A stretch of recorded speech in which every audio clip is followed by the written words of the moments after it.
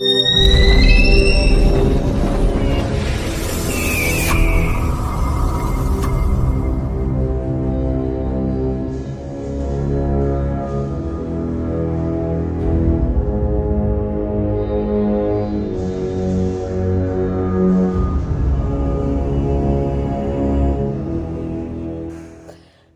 yang dikirimkan ke Ukraina mulai banjiri Afrika.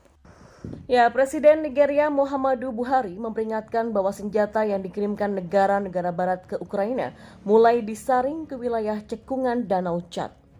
Sayangnya, situasi di Sahel dan perang yang berkecamuk di Ukraina berfungsi sebagai sumber utama senjata dan pejuang yang memperkuat barisan teroris di kawasan itu, kata Buhari, seperti yang dilansir oleh Sputnik pada Sabtu kemarin.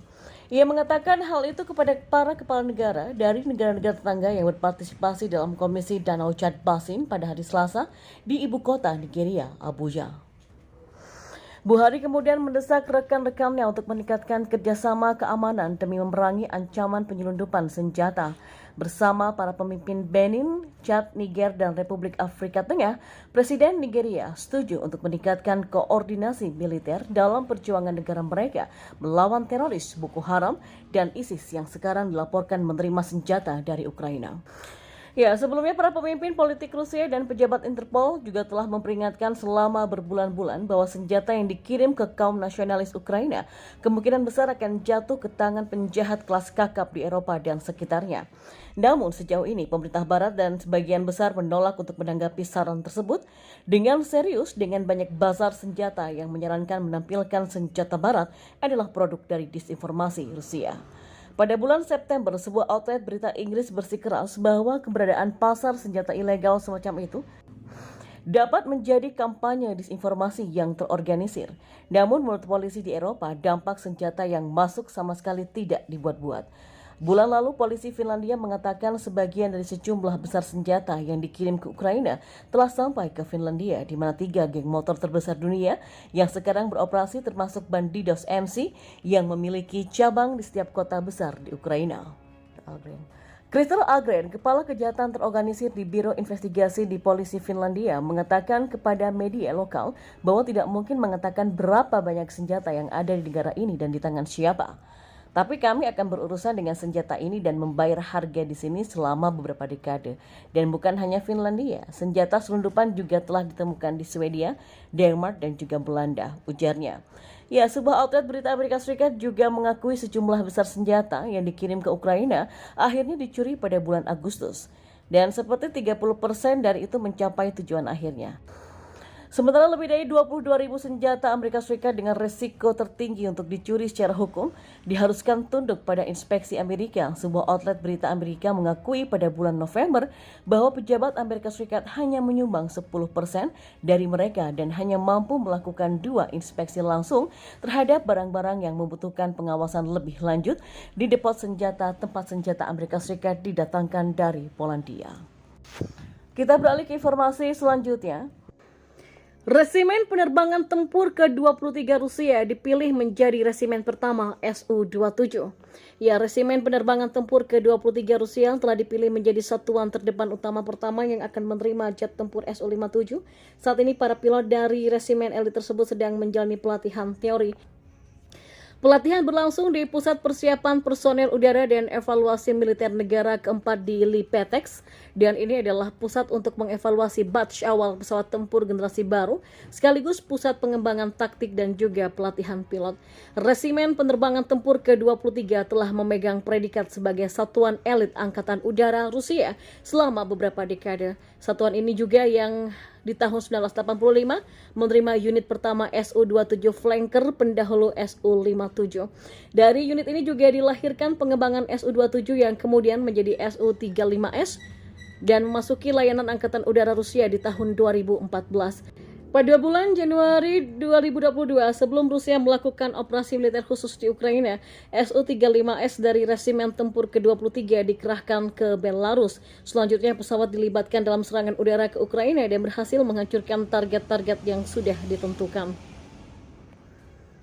Adapun Su-57 diharapkan merevolusi kemampuan resimen penerbangan tempur ke-23 dengan pesawat baru yang lebih canggih. Su-57 yang di katalog NATO dikenal sebagai Velon, pertama kali bergabung dengan Angkatan Dirgantara Rusia tahun 2020, lebih 5 tahun dari proyeksi awal. Pesawat ini pun juga telah dikerahkan dalam operasi militer khusus di Ukraina.